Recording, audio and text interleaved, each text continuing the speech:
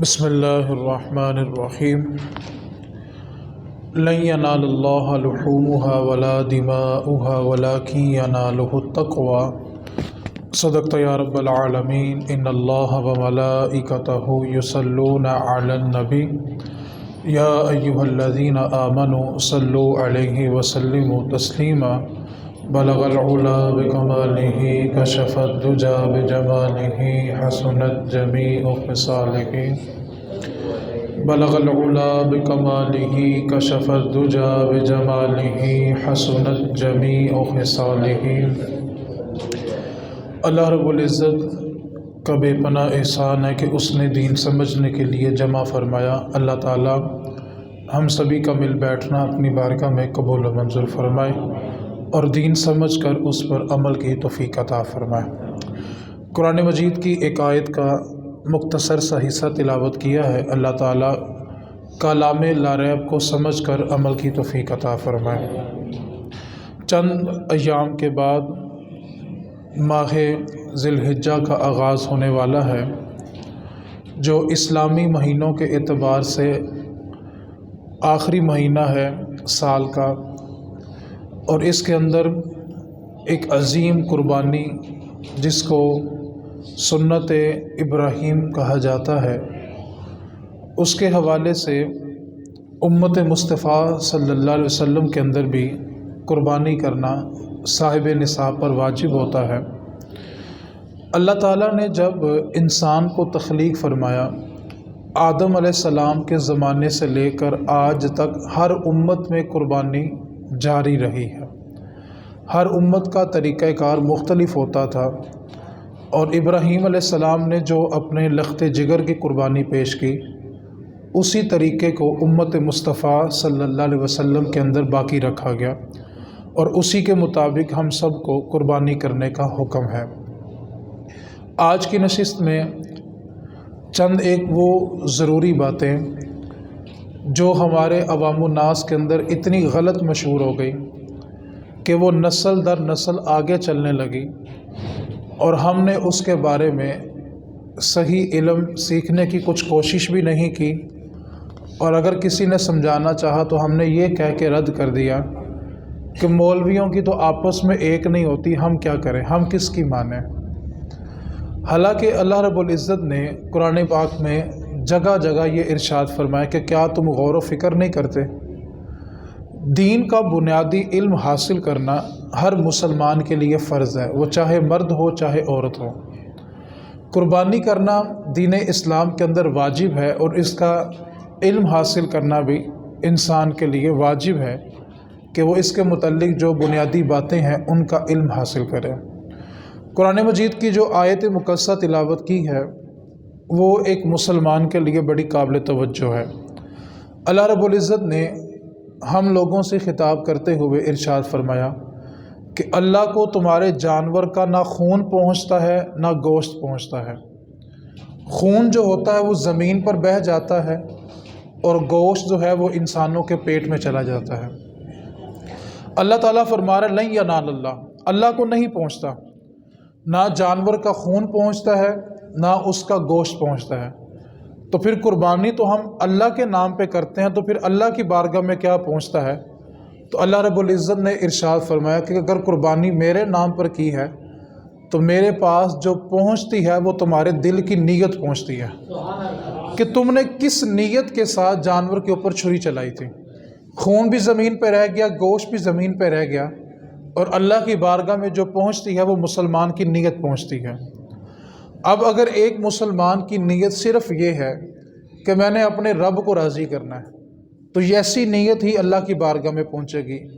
اور اگر اسی کے مد مقابل ایک وہ شخص ہے جس نے قربانی کا جانور چند دن پہلے خرید لیا، اور وہ اتراتا ہوا ان گھروں کے سامنے سے گزرے جو قربانی کی استطاعت نہیں رکھتے، آپ جانتے ہیں ان کے بچوں کے دل پہ اس وقت کیا گزر رہا ہوتا ہے، اور جن کے سر پہ باپ کا سایہ نہ ہو، جانتے ہیں ان کے دل پہ کیا بیت رہی ہوتی، کاش آج ہمارے ابو بھی ہوتے تو ہمارے گھر میں بھی جانور ہوتا۔ آپ تھوڑی سی اس بات پر توجہ کریں، اگر اللہ نے آپ کو استطاعت دی ہے، آپ نے اچھی قربانی خریدی ہے، تو مہربانی کریں ہر چوک میں کھڑے ہو کر ان بچوں کے سامنے بار بار تذکرہ نہ کریں جو حسرت بری نگاہوں سے آپ کے جانور کو دیکھ رہے ہیں۔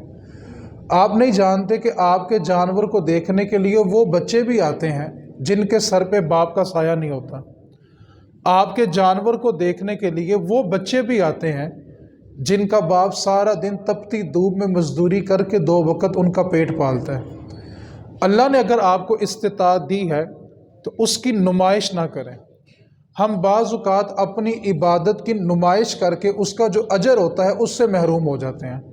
فرض یا واجب ادا ہو جاتا ہے لیکن اس پہ جو ملنے والا اجر ہوتا ہے وہ ہماری نیت کی وجہ سے ہم سے چھن جاتا ہے، کیونکہ دین اسلام کی جو بنیاد ہے وہ انما الاعمال بالنیات پر ہے کہ جیسی تمہاری نیت ہوگی ویسا تمہیں صلہ مل جائے گا۔ تو سب سے پہلا جو پیغام اللہ رب العزت نے قربانی کے متعلق ہمیں دیا وہ یہ ہے کہ میری بارگاہ میں نہ قربانی کا گوشت پہنچے گا نہ خون پہنچے گا، میری بارگاہ کے اندر تمہارے دل کا ارادہ پہنچے گا کہ تم نے کس ارادے کے ساتھ جانور کے اوپر چھری چلائی تھی۔ تو سب سے پہلے ایک مہربانی آپ اپنے محلے داروں پہ اور ان غریب بچوں پہ کریں جو استطاعت نہیں رکھتے اور ان کے سامنے نمائش نہ کریں۔ آپ جانتے ہیں وہ بچے کتنے شوقین ہوتے ہیں کہ جانور کسی کا ہوتا ہے لیکن ساری رات اس کے سرانے بیٹھے رہتے ہیں۔ کتنا شوق ان کے دل میں ہوتا ہے اور ان کی خواہش کیا ہوتی ہے، اور ان کو باپ ہر سال کیا تسلی دیتا ہے، بیٹا پریشان نہیں ہونا، انشاءاللہ اگلے سال ہم بھی کریں گے۔ اور یہ کہتے کہتے اس کے بچے اور بچیاں جوان ہو جاتی ہیں لیکن ان کی دہلیز پہ جانور ذبح نہیں ہوتا۔ وہ بچے بھی آپ کا جانور دیکھنے آتے ہیں۔ دوسری بات، آپ اپنے بچوں کو جو جانور خرید لیں وہ اپنے بچوں کو ایک تسلی کے ساتھ نصیحت کریں کہ دیکھو اللہ نے ہمیں طاقت دی ہے لیکن تمہارے ساتھ وہ بچے بھی گلی میں کھیلیں گے جن کے پاس طاقت نہیں ہے، تو تم نے اس کو بار بار یہ جملہ نہیں کہنا کہ یہ میرے پاپا نے لیا۔ نبی پاک صلی اللہ علیہ وسلم کی بارگاہ میں ایک شخص حاضر ہوا، عرض کی آقا میرا بچہ جو ہے وہ 3 دن سے لاپتہ ہے اور غم کی وجہ سے میں بڑا پریشان ہوں، اور اس کی ماں نے تو 3 دن سے کھانا بھی نہیں کھایا۔ ابھی اتنی سوال کی دیر چل ہی رہی تھی کہ نبی پاک دعا کے لیے ہاتھ اٹھاتے، مجمع میں ایک اور صحابی کھڑے ہوئے اور عرض کی آقا اس شخص کا جو بچہ ہے نا، ابھی میں اس کو فلاں باغ میں کھیلتا ہوا دیکھ کے آیا ہوں۔ اب ان صحابی نے صرف اتنا سنا کہ فلاں باغ میں، اور بھاگنا شروع کر دیا۔ نبی پاک صلی اللہ علیہ وسلم نے کہا کہ اس کو واپس بلا کے لاؤ۔ واپس بلایا گیا تو کہا تو سنتے ہی بھاگ گیا۔ کہا آقا آپ تو جانتے ہیں نا بچے کی محبت کیا ہوتی ہے، آپ تو جانتے ہیں کہ 3 دن کا بچھڑا ہوا ہوں، تڑپ کیا ہوگی۔ اس کی ماں نے تو 3 دن سے کھانا بھی نہیں کھایا۔ جب میں نے سنا کہ میرا بچہ فلاں باغ میں کھیل رہا ہے تو مجھ سے برداشت نہیں ہوا کہ میں جلد از جلد جا کر اپنے بچے کو سینے لگا لوں۔ نبی پاک صلی اللہ علیہ وسلم نے فرمایا کہ میں جانتا ہوں کہ باپ کی محبت کیا ہوتی ہے اور ماں کی ممتا کیا ہوتی ہے، میں اس چیز کو اچھی طرح جانتا ہوں، لیکن تمہیں واپس بلانے کا بھی ایک مقصد ہے۔ عرض کی آقا حکم ارشاد فرمائے۔ میرے نبی پاک صلی اللہ علیہ وسلم نے ارشاد فرمایا کہ جب تم باغ کے کنارے جاؤ اور اپنے بچے کو دوسرے بچوں کے ساتھ کھیلتا ہوا دیکھو تو اپنے بیٹے کو بیٹا کہہ کے نہ پکارنا۔ عرض کی آقا بیٹے کو بیٹا نہ کہوں تو کیا کہوں؟ فرمایا جو تم نے اس کا نام رکھا ہوگا نا اس کا نام لے کے اس کو پکارنا، بیٹے کو بیٹا کہہ کے نہ پکارنا۔ عرض کی آقا اس فرمان میں جو حکمت ہے وہ بھی بتا دیں۔ میرے نبی پاک صلی اللہ علیہ وسلم نے فرمایا کہ تو 3 دن کا بچھڑا ہوا ہے اور تیرے لہجے کے اندر بلا کی محبت ہوگی، اور جب تو باغ کے کنارے جا کر اپنے بیٹے کو بیٹا کہہ کے پکارے گا نا تو تیرے لہجے میں بڑی محبت ہوگی۔ سوچ اگر تیرے بچے کے ساتھ کوئی یتیم بچہ بھی کھیلتا ہوا اور اس کے دل پہ یہ خیال بھی گزر گیا کاش آج میرا باپ ہوتا تو مجھے بھی بیٹا کہہ کے پکارتا، اگر اس کے دل میں یہ خیال گزر گیا تو اس کا حساب کس نے برابر کرنا ہے؟ تو رسول کریم صلی اللہ علیہ وسلم نے ہمیں جو ضابطہ دیا وہ یہ ہے کہ یتیم بچوں کے سامنے اپنے بچے سے پیار نہ کرو، بیوہ عورت کے سامنے اپنی بیوی سے پیار نہ کرو، اور اگر آپ کا پڑوسی غریب ہے تو اپنے کھانے کی خوشبو سے اس کو اذیت بھی نہ دو۔ دین اتنا خوبصورت ہے اور دین تو ہمیں یہ باتیں سکھلاتا ہے کہ آپ کے کسی بھی عمل سے کسی دوسرے کو کسی قسم کی اذیت نہیں ہونی چاہیے، اور ہم اگر اپنی عبادت سے کسی دوسرے کو اذیت دیں تو اللہ فرما رہا ہے کہ نہ گوشت پہنچے گا نہ خون پہنچے گا، تمہارے دل کا جو ارادہ ہے وہ اللہ کی بارگاہ میں پہنچے گا۔ تو سب سے پہلے آپ نے جو مہربانی کرنی ہے وہ یہ ہے کہ اپنی عبادت کی نمائش غریبوں کے سامنے نہ کریں۔ آپ نہیں جانتے کہ آپ کے جانور کو دیکھنے جو لوگ آئیں گے ان کے دل پہ کیا بیت رہی ہوگی۔ آپ صرف ایک لمحے کے لیے اس جملے کو تصور کریں، جس کا باپ ہر سال یہ کہتا ہو کہ بیٹا اگلے سال ہم بھی جانور لیں گے، اور یہ سنتے سنتے اس کو 10 سال بیت گئے ہوں، 15 سال بیت گئے ہوں، اور ان کی دہلیز پہ ایک بار بھی جانور نہ آیا ہو۔ آپ جانتے ہیں وہ بچہ کتنی حسرت کی نگاہوں سے آپ کے جانور کو دیکھے گا۔ اگر وہ آپ کا جانور دیکھنے آئے تو اس کے سر پہ دست شفقت رکھیں، اور آپ کا جملہ یہ ہونا چاہیے کہ بیٹا تو نے گھبرانا نہیں، اللہ نے اس سال ہمیں دیا ہے، اگلے سال اللہ تمہیں بھی عطا کر دے گا۔ اس کو حوصلہ دیں یار، اس کے دل ازاری نہ کریں۔ اور ہم کیا کہتے ہیں، میں 90,000 دا لیا، میں 1.5 لاکھ دا لیا۔ یار آپ جانتے ہیں کہ آپ کا یہ جملہ ساری رات اس کو پریشان کرے گا، کاش میرے باپ کے پاس بھی 1.5 لاکھ روپیہ ہوتا تو آج میری دہلیز پہ جانور بندہ ہوتا۔ تو سب سے پہلے آپ نے قربانی لینے کے بعد غریبوں کو اذیت نہیں دینی، ان بچوں کو اذیت نہیں دینی جو آپ کی قربانی کا جانور دیکھنے کے لیے آئیں۔ دوسری بات، جو لوگ مالک ہیں اور ان کے پاس مزدور طبقہ ملازمت کرتا ہے، ہم نے یہ دیکھا ہے کہ وہ عید والے دن بھی ملازم کو اپنے گھر بلا لیتے ہیں اور ان سے عید کے موقع پہ بھی ملازموں کی طرح کام لیتے ہیں۔ مہربانی کریں کہ عید پر ملازموں کو نہ بلائیں، بلکہ خود ان کے گھر چل کے جائیں، ان کو جا کے عزت دیں، ان کی حوصلہ افزائی کریں۔ آپ نہیں جانتے جس کے بچے کو آپ نے روزگار دیا ہوگا نا، اس کی ماں تہجد میں اٹھ کے نا آپ کے لیے ہاتھ اٹھاتی ہے اور وہ دعائیں مانگتے، اللہ میرے پتر دا جڑا مالک ہے نا وہ خیر کر دے، وہ کاروبار سے برکت دے دے۔ ہم لوگ بھلا کیا سمجھتے ہیں، میں نے بڑا عرصہ محنت کی ہے تو اس لیے میرا کاروبار اوپر آ گیا، حالانکہ اس میں سے 10% ایسا ہی ہوتا ہے، لیکن جانتے ہیں 90% کیا ہوتا ہے؟ آپ نے کسی بے سہارا کو پکڑ کر اپنے کاروبار میں رکھ کر سہارا دیا ہوتا ہے، اور اس کی ماں نے جو تہجد میں آپ کے لیے ہاتھ اٹھائے ہوتے ہیں نا، کاروبار میں ساری برکت اس ماں کی دعاؤں کی ہوتی ہے۔ اور ہم یہ سمجھ رہے ہوتے ہیں کہ میری محنت کی کمائی میرے کام آ رہی ہے۔ بہت ساری دعائیں ایسی ہوتی ہیں جو بندہ تڑپ کے مانگتا تو ڈائریکٹ اللہ کی بارگاہ میں مقبول ہو جاتی ہیں۔ تو مہربانی کریں اپنے ملازموں کے ساتھ عید پر ملازموں والا رویہ نہ کریں، بلکہ جب آپ ان کی دہلیز پہ چل کے جائیں گے نا، آپ کو پتہ ہی نہیں ہے، آپ سب اس چیز کے گواہ ہیں کہ جب گھر میں کوئی بڑا آ جائے جو ہمارے لیے قابل احترام ہو، تو گھر کے سب افراد اپنے ہاتھوں سے نا بستر جاڑ رہے ہوتے ہیں، اس کے بیٹھنے کی جگہ بنا رہے ہوتے ہیں۔ آپ جانتے ہیں کہ اس کے دل میں آپ کے لیے کتنی محبت بھری ہوئی ہے۔ تو آپ مہربانی کریں اس کے ساتھ عید والے دن مالک والا رویہ نہیں کرنا، نبی پاک کے امتی والا رویہ کرنا ہے کہ میں خود تمہیں چل کے گوشت دینے کے لیے آ گیا ہوں۔ تو یہ 2 باتیں جو بنیادی طور پہ ہیں یہ سمجھنے والی ہیں۔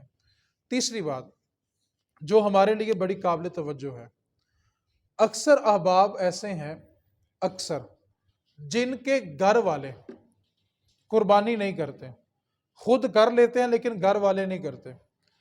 سب سے پہلے ایک بات کا آپ جواب دیں، دن میں کتنی نمازیں فرض ہیں؟ پھر بولیں تو صحیح، کتنی نمازیں فرض ہیں؟ یہ اپنی اپنی فرض ہیں کہ ابا جی پڑھ لیں تو سب کی ہو جائیں گی؟ بولیں تو صحیح یار، نماز اپنی اپنی فرض ہے۔ چلیں رمضان شریف آ گیا تو کبھی کسی نے کہا کہ ابا جی نے روزہ رکھا سب کا ہو گیا؟ روزہ کس کا ہے؟ اپنا اپنا۔ رمضان کے کتنے روزے ہیں؟ 29 یا، تو ابا جی رکھیں تو سب کے ہو جائیں گے۔ نماز اپنی اپنی، روزہ اپنا اپنا۔ اب ایک بات تو بتائیں، جب نماز اپنی اپنی ہے، روزہ اپنا اپنا ہے نا، تو زکوٰۃ بھی اپنی اپنی ہے، قربانی بھی اپنی اپنی ہے، اور حج بھی اپنا اپنا ہے۔ ابا جی کے ادا کرنے سے بچوں کا ادا نہیں ہوتا، ابا جی کا ادا کرنے سے اماں جی کا ادا نہیں ہوتا۔ یہ سب کو اپنی اپنی انفرادی عبادت انفرادی طور پہ ادا کرنی پڑے گی۔ ہمارے گھروں میں عرصہ دراز سے یہ جو میں اب باتیں آپ سے ڈسکس کرنے لگا ہوں، یہ ایک بنیادی مسائل ہیں اور جس کا سیکھنا ہر مسلمان کے لیے واجب ہے۔ اس کو سمجھنے کی کوشش کریں۔ میں آپ سے ایک بات کرتا ہوں، پہلے اس مسئلے کو سمجھ لیں۔ نماز اپنی اپنی، روزہ اپنا اپنا، زکوٰۃ اپنی اپنی، اسی طرح قربانی بھی اپنی اپنی۔ اب ہوتا یہ ہے ہمارے گھروں میں کہ گھر میں 4-5 بیٹے ہوتے ہیں جوان، جو اپنا اپنا کماتے ہیں، اور اس کی تھوڑی سی آواز کھول دیں، اپنا اپنا کماتے ہیں، اور وہ جیب خرچ جو ہے وہ اماں جی کو یا ابا جی کو دیتے ہیں، اور اماں جی یا ابا جی سارا مہینہ اس سے گھر کا نظام چلاتے ہیں۔ اب جب عید قربان کا موقع آتا ہے تو سارے بچوں نے چند ہزار ابا جی کو دے دیے، اور ابا جی نے سارے بچوں کے پیسے ملا کر ایک بکرا خرید لیا۔ اب وہ ایک بکرا جو ہوتا ہے وہ سب گھر والوں کی طرف سے ذبح کر دیا جاتا ہے، اور کہتے ہیں جی سارے بھراواں نے مل کے خریدیا سی۔ یہاں چھوٹے سے چھوٹے بچے کو پوچھ کے دیکھیں بکرے میں کتنے حصے ہوتے ہیں، پھر بولیں ذرا۔ ایک حصے والا جانور ہے تو اس میں دوسرا شریک نہیں ہو سکتا۔ یہاں تو 4-5 لوگ شریک ہو جاتے ہیں۔ اگر 4-5 لوگوں نے مل کر ایک حصے والا جانور لیا اور اس کو قربان کر دیا تو قربانی کسی ایک کی بھی نہیں ہوئی۔ گوشت حلال ہے، گوشت اس کا کھائیں، باربی کو اچھی طرح کریں اس کا، لیکن قربانی کسی کی نہیں ہوئی۔ کیوں؟ کہ اس میں حصہ کتنا تھا؟ اور ایک حصہ جو ہوتا ہے وہ کسی ایک کی طرف سے ہوتا ہے، پورے خاندان کی طرف سے نہیں ہوتا۔ ٹھیک ہے، ہاں اگر سب نے پیسے ملا کر والد صاحب کے سپرد کر دیے تھے کہ آپ اس کے مالک ہیں، اور والد صاحب کے اوپر قربانی واجب بھی تھی، اور ایک حصے والا جانور والد صاحب نے صرف اپنی طرف سے کیا تو وہ قربانی جائز ہے۔ لیکن ہمارے گھروں میں عموماً ایسا نہیں ہوتا۔ اب ہمارے گھروں میں اگلی سوچ بھی کیا ہے، ہر سال بکرا ایک ہی کرنا ہوتا ہے، اور ہم نے باریاں لگائی ہوئی ہیں۔ پچھلے سال دادا جی دا کیتا سی، چلو ایرکی امی دے نا دا کر دیو، امی دے نا دا ہو گیا تو ابو دے نا دا کر دیو۔ حالانکہ بیٹا جو جانور لے کر آیا ہے نا، اس بیٹے کے اوپر اپنی قربانی واجب ہے، اور جانور اس کے پاس ایک ہی ہے جس میں حصہ بھی ایک ہے۔ اس کے لیے حکم یہ تھا کہ پہلے وہ اپنا واجب ادا کرتا، اپنا واجب ادا کرنے کے بعد اگر اس کے پاس کوئی اور جانور ہے یا جانور 7 حصوں والا تھا، اس میں سے ایک حصہ اس نے اپنا واجب ادا کر لیا تو اب وہ 6 حصے کسی اور کے نام کے قربان کر سکتا ہے۔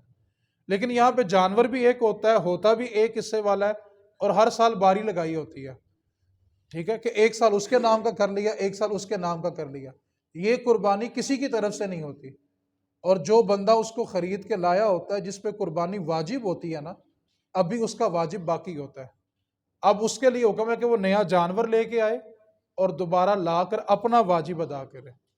تو بنیادی طور پہ اس نقطے کو میں اور آسان کر دیتا ہوں۔ ایک حصے والے جانور میں حصہ کتنا ہوتا ہے، اور وہ کس کی طرف سے ہوگا؟ جس کے اوپر قربانی واجب ہے۔ جب تک وہ اپنا واجب ادا نہیں کرے گا وہ کسی اور کے نام کا کر سکتا۔ ہاں جانور 7 حصوں والا ہے، اس میں سے ایک حصہ وہ اپنا واجب ادا کر لے، باقی 6 وہ کسی کے نام کے کرے، اس میں کوئی اعتراض نہیں ہے۔ لیکن شرط یہ ہے کہ بندہ پہلے اپنا واجب ادا کرے۔ ٹھیک ہے، تو ابا جی نے جو قربانی کی ہے وہ ابا جی کی ہے۔ اب ہوتا گھر میں یہ ہے کہ گھر میں 2 یا 3 بہو موجود ہیں۔ اب اس مسئلے کو سننے کے بعد بڑی پریشانی لگ جائے گی۔ ٹھیک ہے، پھر ہم نے یہ نہیں کہنا کہ یار چلو دین سمجھ لیا عمل کر لیں، پھر ہم جگہ جگہ مولویوں سے رابطہ کریں گے کہ تو کوئی سہولت لب جاوے نا یار، مفتی صاحب پھنسا کے چلے گئے سن۔ اس مسئلے کو بڑی توجہ کے ساتھ سمجھنا ہے۔ گھر میں 2 بہو موجود ہیں، 2 بیٹے موجود ہیں۔ بیٹے بھی صاحب نصاب ہیں، بہو بھی صاحب نصاب ہے۔ گھر میں ابا جی بھی صاحب نصاب ہیں، والدہ صاحبہ بھی صاحب نصاب ہیں، اور 2 وہ بہنیں ہیں جن کی ابھی شادی نہیں ہوئی لیکن وہ صاحب نصاب ہے۔ کتنے افراد ہو گئے؟ اماں ابا کتنے ہو گئے؟ 2 بیٹے شامل کرو تو کتنے ہو گئے؟ 2 بہو شامل کرو تو کتنے ہو گئے؟ 2 بہنیں شامل کرو تو اب کتنی قربانیاں کرنی ہیں؟ اور یہاں پہ تو بکرا ایک ہی ذبح ہوتا ہے، اور کہتے کیا ہیں؟ سانوں تو پتہ ہی نہیں سی۔ ایک قربانی نہ کرنے کا گناہ اور ایک پتہ نہ ہونے کا گناہ۔ کیوں؟ دین کا بنیادی علم تو حاصل کرنا فرض تھا، آپ نے سیکھا کیوں نہیں؟ اب کوئی بندہ ساری زندگی نماز غلط پڑھے، اس کو 50 سال کی عمر میں جا کے ہوش آئے کہ مجھے تو پتہ نہیں تھا کہ نماز میں یہ غلطی بھی ہوتی ہے، تو ایک اس کو 50 سال کی نمازیں ضائع کرنے کا گناہ ملے گا، اور ایک علم نہ سیکھنے کا گناہ ملے گا۔ یہ تو کوئی دلیل نہیں کہ مجھے پتہ ہی نہیں تھا۔ دنیاوی اعتبار سے ہمیں ہر چیز کا پتہ ہو، اور جب دین کی باری ہے تو ہم یہ کہہ دیں کہ مجھے پتہ ہی نہیں تھا، تو یہ اس کو ڈبل گناہ ہے۔ تو گھر میں جتنے افراد صاحب نصاب ہوتے ہیں سب نے اپنی اپنی قربانی دینی ہے۔ اب صاحب نصاب کہتے ہیں کس کو؟ بالکل سادہ لفظوں میں سمجھ لیں، کوئی لمبی تفصیل میں نہیں ڈالوں گا۔ 52.5 تولہ چاندی، کیا کہا ہے میں نے؟ آج کے ریٹ کے مطابق بنتی ہے غالباً کچھ 100 روپیہ کم 90,000، ٹھیک ہے؟ جو بندہ 90,000 روپے کا مالک ہے اس پہ قربانی واجب ہے۔ کتنے کا مالک ہے؟ اب اس بات کو سننے کے بعد آدھے لوگوں کے ذہن میں آگے ساڑھے تو قرضہ بھی ہے، کیا کہتے ہیں؟ ساڑھے تے بولو گے تو جان چھوٹے گی آج۔ آدھے بندے بھلا کیوں نہیں بولتے؟ جب مسئلہ یاد ہو گیا تو پھر عمل بھی کرنا پڑنا ہے، نہ بھی یاد ہو تو عمل کرنا پھر بھی ضروری ہے۔ کتنے پیسے ہوں تو قربانی واجب ہے؟ 90,000 روپے جس کے پاس ہو اس پہ قربانی۔ اب یہ 90,000 کس صورت میں ہونا چاہیے؟ اگر آپ اس مسئلے کو سمجھ لینا تو گھر میں جا کے تھلی سب کو پڑ جانی ہے آج۔ پہلے بڑی توجہ سے مسئلہ سماعت کریں۔ آپ ایک کاپی لیں اور ایک پینسل لیں۔ کیا لینا جی؟ نہیں لینی، گھر سے کوئی بھی لے لینا یار۔ کیا لینا ہے؟ کاپی، اور اس کے اوپر لکھنا ہے کہ آپ کے پاس کتنا زیور سونا موجود ہے۔ پہلے نمبر پہ کیا لکھنا ہے؟ سونا۔ نمبر 2 چاندی۔ نمبر 3 نیٹ کیش کتنا پڑا ہوا ہے، پرائز بونڈ کی صورت میں ہو یا پاکستانی روپے کی صورت میں ہو، کرنسی کی صورت میں ہو، کسی بھی صورت میں اس کو لکھ لینا۔ پہلے نمبر پہ کیا لکھنا ہے؟ پھر بولیں۔ نمبر 2، نمبر 3 ہر وہ چیز جو بیچنے کے لیے رکھی ہوئی ہے۔ کیا لفظ بولا میں نے؟ ہر وہ چیز جو، وہ گھر ہے، وہ پلاٹ ہے، وہ دکان ہے، کوئی بھی چیز ہے جو کس کے لیے رکھی ہے، اور اگر وہ کرائے پہ دی ہے پھر بھی لکھنی ہے۔ کرائے پہ دی ہے یا بیچنے کے لیے رکھی ہے، جو ذاتی استعمال میں نہیں ہے اس کو بھی لکھ لینا ہے۔ اب اس سے اگلا جملہ سنیں اور پھر تھوڑی دیر کے لیے توجہ کرنا کہ ہم کتنے گناہ گار ہوئے اور کتنے سالوں سے ہو رہے ہیں۔ قربانی کے لیے حکم یہ ہوتا ہے جو چیز بندے کے استعمال میں نہ ہو۔ کیا کہا ہے میں نے؟ جو چیز بندے کے اور سال میں ایک مرتبہ بھی استعمال نہیں ہوئی، تو مطلب کیا کہ وہ اس کی ضرورت سے زیادہ ہے۔ اگر وہ چیز ضرورت کی ہوتی تو کم از کم سال میں ایک بار تو استعمال ہوتی نا۔ جو چیز اس کی ضرورت سے زیادہ ہے اس کو بھی لکھیں۔ اب یہ سونا، چاندی، نیٹ کیش، کرائے کا مکان، پلاٹ، ضرورت کے علاوہ چیزیں سب کو جمع کریں۔ 90,000 بنتا ہے کہ نہیں بنتا؟ بنتا ہے 90,000، کئی لاکھ بن جائے گا، ٹھیک ہے؟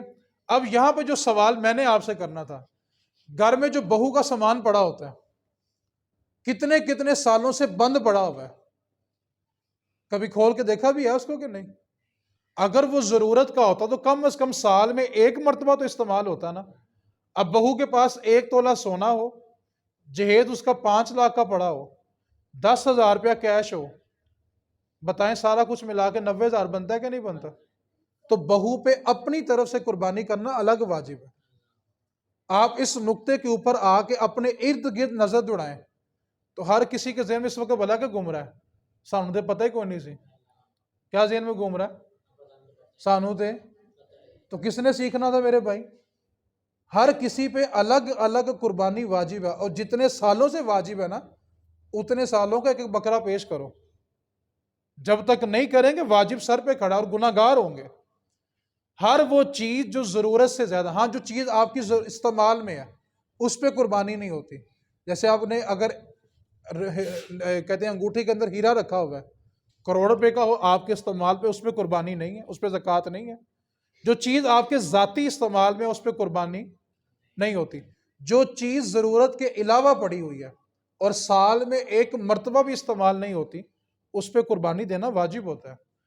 اور گھر میں جتنی بہو ہیں یا جس بیٹی کا جہیز بنا کے رکھا ہوا ہے اور 4 سال سے اماں جی لگی ہوئی ہیں جہیز بنانے کے لیے، اور اتنا بن چکا کہ وہ 90,000 سے اوپر ہے، زیور بنا کے بیٹی کو دیا ہوا ہے جو لاکھ روپے سے اوپر ہے، اب اس بیٹی کے اوپر قربانی کرنا واجب ہے۔ اب یہ سوال پیدا ہوا کہ بیٹی اور بہو تو کماتی نہیں ہے، تو اب وہ قربانی کیسے کرے؟ اس کے لیے 2 صورتیں ہیں۔ یا تو بیٹا بہو کو جو جیب خرچ دیتا ہے اس کو جوڑ جوڑ کے وہ قربانی پیش کرے، یا شوہر اپنی بیوی کی طرف سے قربانی کر دے پھر بھی ہو جائے گی۔ پیسے شوہر نے دیے ہیں لیکن بیوی کی طرف سے کر دیا، بیٹی کی طرف سے کر دیا تو قربانی ادا ہو جائے گی، اور اگر نہیں ہے تو سامان بیچ کے قربانی کریں، وہ آپ کے ذمے واجب ہے۔ جہیز بنانا واجب نہیں ہے لیکن قربانی کرنا واجب ہے۔ بہت سارے لوگ جب یہ زکوٰۃ کا معاملہ آتا ہے نا رمضان شریف میں، صاحب نصاب ہوتے ہیں، کرتے کیا ہیں، کہتے ہیں جی 7.5 تولے سونا ہوئے تو پھر میں کہا ہاں جی، رمضان آنے سے 1 مہینہ پہلے سارے کا سارا زیور نا بچیوں کے نام کر دیتے ہیں، کہتے ہیں ساڑھے کو سال نہیں سی لنگیا سی بچیاں نو دیتا ہے، اور جب سال والا مہینہ گزر جائے پھر واپس لے لیا، بچیاں کو سانبھیا نہیں سی جا رہا۔ کس کو دھوکہ دے رہے ہو یار؟ جس رب نے دیا اسی کو دھوکہ دے رہے ہو یار۔ جو رب دینا جانتا ہے وہ راتوں رات لینا بھی جانتا ہے۔ لوگ رات کو وزیر اعظم ہوتے ہیں، صبح کو جیل میں پڑے ہوتے ہیں، رب کی لاٹھی بڑی باز ہے، اس کو دھوکہ دینے کی کوشش نہ کرو۔ اللہ فرما رہا ہے یہ اپنے گمان میں مجھے دھوکہ دیتے ہیں، در حقیقت یہ اپنے آپ کو دھوکہ دے رہے ہیں۔ جس نے دیا ہے اسی کی بارگاہ میں دینے کے لیے دلیلیں تلاش کر رہے ہوتے ہیں۔ آپ سے میرا ایک سوال ہے، اس وقت سب کے ذہن میں بھلا کیا ہے؟ توجہ کریں گے تو بات سمجھ آئے گی کہ مہنگائی اتنی ہو گیا وہ تو ہمارے بس میں ایک بکرا لینا بھی نہیں ہے، تو بھائی آپ حصہ شامل کر لیں۔ کسی نے آپ کو لازم تو نہیں کیا کہ آپ اپنے گھر میں لا کے بکرا ذبح کریں۔ 16,000 18,000 20,000 نارمل حصے چل رہے ہیں، اس میں شراکت داری کریں اور اپنا واجب ادا کریں۔ اب سوال بھلا کیا ہوگا؟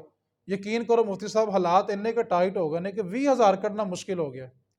ابھی میں ایک سوال کرنے لگا ہوں، سارے جواب دیں گے؟ بولو تو صحیح یار۔ اگر کسی کے سسرال میں شادی آ جائے اور شادی ہو بھی سالے دی یا سالے دی، اور بیگم آپ کو گھر جاتے پیغام دے جی ڈیٹ فکس ہو گئی ہے اور یہ عید سے پہلے ہی شادی ہے، کتنا خرچہ ہوگا؟ گھروں ڈر پہ ہو کہ میری گل تو ڈر پہ ہو؟ کتنا خرچہ ہوگا جی؟ کم از کم صرف کپڑے بنا کے شادی دیکھ آئیں تو کم از کم 50,000 تو جس دور سے ہم گزر رہے ہیں کم از کم 50,000 روپیہ۔ اگر 3-4 بچے ہیں، بیوی کے کپڑے ہیں، اپنے کپڑے ہیں، بچوں کے کپڑے ہیں، اور جو سسرال میں لین دین کا معاملہ چلتا ہے، یہ بھی ایک عذاب ہے ہمارے اوپر، ٹھیک ہے؟ لین دین کرنے کے بعد، کپڑے خریدنے کے بعد، اور آنے جانے کا خرچہ، اور اگر شادی ہو بھی شہر سے باہر تو آنے جانے کی ٹکٹیں میں نے اس کے الگ کر لی ہیں، کتنا خرچہ ہوگا؟ آپ میں سے کوئی جرت کر سکتا گھر جا کے یہ کہے حالات بڑے ٹائٹ ہیں، یا یہ کہہ دے کہ حالات ٹائٹ ہم شادی پہ نہیں جا سکتے؟ بولیں یار، ہم ہر صورت شادی پہ خرچہ 50,000 کی ہوگا تو اس سے اوپر بھی ہوگا تو کریں گے، اور بات سسرال کی ہو جس کو میں بنی سسرائیل کہتا ہوں، ٹھیک ہے؟ بات اگر بنی سسرائیل کی ہو تو پھر تو بندے کی مجبوری ہے کہ خرچہ کرنا ہی کرنا ہے اس نے۔ اگر اسی بندے سے کہو نا یار 15,000 روپیہ حصہ قربانی کا، تو بھلا کیا کہہ رہا ہے؟ حالات بڑے ٹائٹ ہیں۔ اور خدا کے واسطے، خدا اگر دینا جانتا ہے تو اس کی بارگاہ میں بہانے تلاش نہ کرو یار۔ اللہ نہ کرے اللہ تعالیٰ سب کو محفوظ رکھے، اللہ سب کو لمبی زندگی، صحت، ایمان اور سلامتی والی زندگی دے۔ اللہ نہ کرے اللہ کبھی کسی دشمن کے ساتھ ایسا نہ کرے، اللہ نہ کرے اولاد میں سے کوئی بیمار ہو جائے اور ڈاکٹر کہے کہ 25,000 روپیہ دو تو آپریشن کروں گا، بتاؤ گھنٹے میں 25,000 رینج ہوگا کہ نہیں ہوگا؟ ایک بات کو یاد رکھیں، آپ اللہ کی بارگاہ میں دینا شروع کر دیں، اللہ اس کے صدقے آپ پر ایسا وقت آنے نہیں دے گا جس کا اس کی راہ میں نہیں نہ جاتا پھر اس کا بہت سارے راستوں میں جاتا ہے۔ یہ عجیب فلسفہ ہے، کسی نے بیٹی کی شادی کر لی یا بیٹے کی شادی کی ہے تو قربانی نہیں کرے، کیوں جی اصل بچی دی شادی کی تھی، قرضہ بڑا چڑھ گیا سے، شادی کے اوپر 10 لاکھ روپے خرچہ کیا جس کا دین نے مطالبہ بھی نہیں کیا تھا، لیکن اللہ کی بارگاہ میں صرف 15 16 18,000 روپے حصہ دینا ہے، اور ہم طرح طرح کے دلائل تلاش کر رہے ہوتے ہیں۔ بیٹی کی شادی کی ہے تو اس کو 10-12 لاکھ کا جہیز ساتھ دے کے رخصت کیا، 2.5-3 لاکھ روپے کا مہمانوں کو کھانا کھلا دیا۔ اسی بندے سے کو بھائی تو نے قربانی نہیں کی اس سال، کہتا ہے بیٹی کی شادی کتنی سی تو بڑا خرچہ چڑھ گیا سر تے۔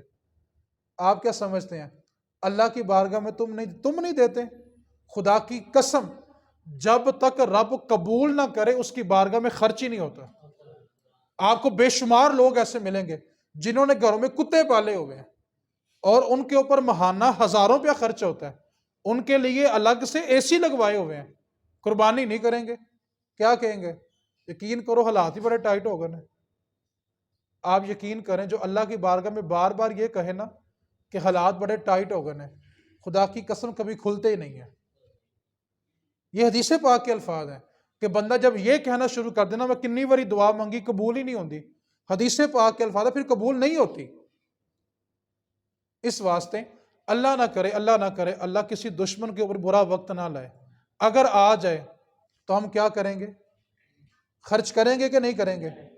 میں بات کو تھوڑا اور آسان کر لیتا ہوں، اللہ نہ کرے کسی دشمن کے ساتھ بھی نہ کرے، کسی کے بچے نے بری حرکت کر لی، پولیس والے اس کو پکڑ کے لے گئے اور کہے ٹھیک ہے تیرے پتر سے پرچہ نہیں کروں گا، لے 20,000 روپیہ، بتائیں پرچے سے بچنے کے لیے 20,000 دیں گے کہ نہیں دیں گے؟ یعنی ہم دنیا کے ڈر سے دنیا نبھانے کے لیے ہر موقع پہ خرچ کرنے کے لیے تیار ہیں، اور اللہ نے ایک چیز ہمارے اوپر واجب کی ہے، ہم اس کی بارگاہ میں خرچ کرنے کے لیے دلیلیں تلاش کر رہے ہیں۔ اس واسطے اللہ کی بارگاہ میں پیسہ اسی کا خرچ ہوتا ہے جس کو وہ قبول کر لے۔ اگر کوئی بندہ کہتا ہے نا مجھے توفیق نہیں، جب توفیق ہوگی میں کر لوں گا، وہ ایک لمحے کے لیے یہ سوچے کر کیا بیٹھا ہے کہ اس کو توفیق بھی نہیں مل رہی۔ یہ دلیل تو ہر کوئی جیسا توفیق ہوگی تو کر لیں گے، سوچنا چاہیے کون سی غلطی کر بیٹھے کہ رب نے توفیق بھی چھین لی ہے۔